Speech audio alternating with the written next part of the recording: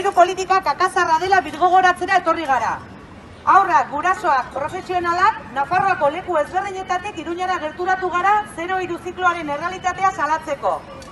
Ziklo hau jasaten ari den indarkeria sistematikoaz nazkatuta gaude.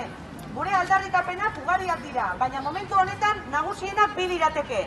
Alde batetik, ratioak erdira jaistea, haurren beharrak eta eskubideak errespetatzeko.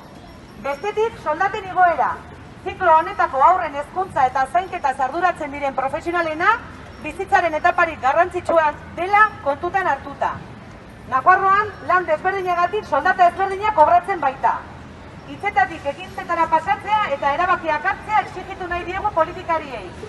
Zaintzak kalera aterako ditugu ziklo honek merezi dituen erabaki ausartak har ditzaten behartzeko.